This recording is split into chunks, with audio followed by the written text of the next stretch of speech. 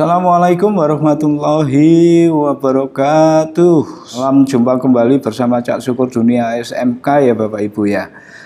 Melanjutkan video terkait dengan aplikasi e-rapor SMK.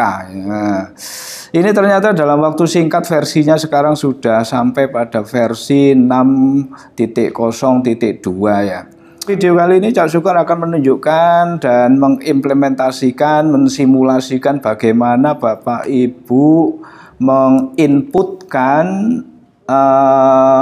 nilai proyek ke profil pelajar Pancasila ya. Berdasarkan buku panduan daripada aplikasi e-rapor ini sendiri dan juga ketika saya compare dengan buku panduan pembelajaran dan asesmennya, itu sepertinya sudah match ini ya, sudah sama. Nah, di dalam buku panduan ini disebutkan bahwa input penilaian untuk proyek penguatan profil Pancasila itu hanya bisa dilakukan oleh koordinator ya, oleh koordinator P5 itu sendiri yang ditugaskan oleh kepala sekolah. Ini sudah matching bahwa kepala sekolah memang harus menugaskan guru sebagai koordinator proyek P5, yang dimana koordinator proyek P5 itu diakui sebagai tugas tambahan dengan ekuivalen 2 jam per minggu ya. Dan setiap koordinator itu dapat mengampu 3 rombel begitu ya, itu ketentuannya di dalam Kepmen 262-nya dan juga buku pedoman pembelajaran dan asesmen. Nah, sekarang bagaimana aplikasinya di dalam aplikasi e-rapor ini? Cak Syukur akan mencoba mendemokan ya. Sekali lagi, menu input nilai untuk proyek profil Pancasila ini hanya ada pada fiturnya guru yang ditugasi sebagai koordinator. Nah, gimana caranya? Saya coba demokan ya. Ini saya sudah membuka aplikasi e-raportnya salah satu sekolah. Ya, salah satu sekolah. Saya akan mencoba login sebagai guru, di mana guru ini ditugasi untuk mengampu sebagai koordinator proyek profil Pancasila ya. Nah, di dalam menunya guru ini di sini sudah muncul ada nilai proyek ini. Ya, ada muncul nilai proyek. Kalau bukan koordinator, menu ini nggak ada guys ya. Jadi ini tinggal klik di sini. Yang dilakukan pertama kali oleh seorang koordinator adalah perencanaan. Jadi melakukan perencanaan dulu. Melakukan perencanaan dengan klik perencanaan di sini ya. Nah, ini satu contoh. Ini tadi sudah saya coba contohkan ya. Kemudian setelah melakukan perencanaan ini tinggal tambah data di sini guys ya. Ini tambah data. Klik sebelah kanan ada menu tambah data. Kemudian tingkat kelasnya, nah ini sesuai dengan yang ditugaskan, dia mengampu sebagai koordinator di kelas 10. Rombongan belajarnya di mana? Nah ini sudah muncul sendiri guys ya, karena dia sudah diplot oleh admin sebagai koordinatornya ya. Jadi ini muncul sendiri, misalnya ini satu contoh guru ini mengampu di kelas 10 TK 1. Kemudian tema, nah ini, jadi tema yang sudah dijalani dengan proyek ini apa? Misalnya tema kearifan lokal. Saya coba klik masukkan. Kemudian nama proyeknya apa? Gitu. Oh, nama proyeknya di sini misalnya judul proyeknya. Ini nama proyek ini judul proyek ya, sesuai dengan panduannya ya. Misalnya saya di sini makanan khas daerah gitu ya. Ini judulnya, ini contoh aja loh ya. Kemudian deskripsi adalah membuat aneka macam makanan khas. Nah, gini contoh loh ya ini ya. Sekali lagi ini contoh. Saya ambil lebih mudahnya. Nanti silakan disesuaikan dengan apa tema, judul temanya dan deskripsinya seperti yang ada dilakukan di sekolah. Nah, kemudian Bapak Ibu menentukan. Nah, ini di dalam buku panduan juga disebutkan bahwa di dalam membuat modul P5 itu Bapak Ibu juga harus memetakan elemen dan sub elemennya. Lihat di video Cak Syukur sebelumnya ya terkait dengan proyek profil Pancasila. Misalnya dari modul di sini ditemukan atau guru sudah memetakan elemen-elemennya apa. Misalnya ada tema kearifan lokal ini, temanya yang berhasil dipetakan misalnya ini terkait dengan dimensi perkembangan kreatif ya, misalnya elemennya di sini melahirkan karya, tindakan dan seterusnya ya, nanti bisa disesuaikan. Jadi di dalam dimensi ini ada dua misalnya, ada dua elemen. Kemudian ada dimensi gotong royong, ternyata dapat juga dimensi gotong royong ini, misalnya kepedulian, kolaborasi, begini ya.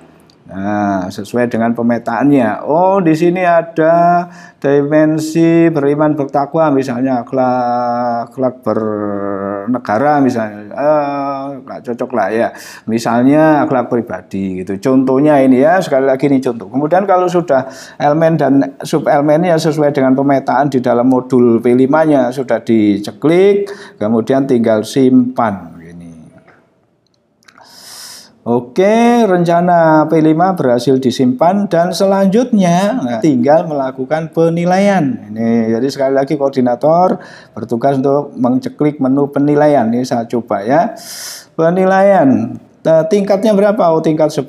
Kemudian rombongan belajar yang diampu tadi 10 TK1 misalnya. Kemudian ini sudah muncul nama-nama siswa, daftar nama siswa di rombongan belajar itu. Nah, ini di sini ada, berarti di rombongan belajar ini ada dua tema yang sudah dijalani ya. Ini satu contoh ya. Saya mencoba memberikan penilaian terhadap seorang siswa ini untuk tema kearifan lokal misalnya. Saya coba ya di sini ceklik ya.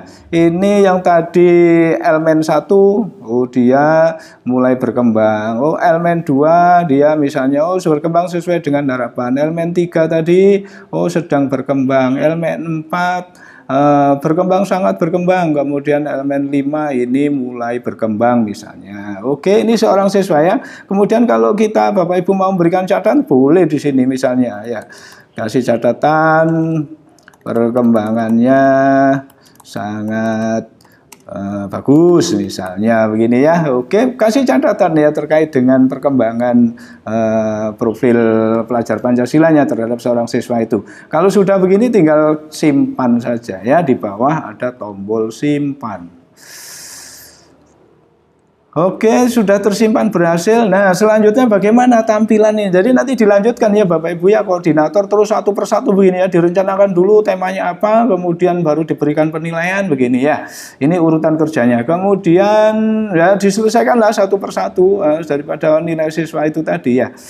Nah, selanjutnya wali kelas bagaimana kemudian melihat ini di hasil rapotnya ya. Coba saya masuk dulu ke akunnya wali kelas pada rombongan tersebut untuk melihat bagaimana jadi rapotnya. Nah, coba ya saya klik di sini wali kelas, seperti biasa tugasnya wali kelas cetak rapot ya.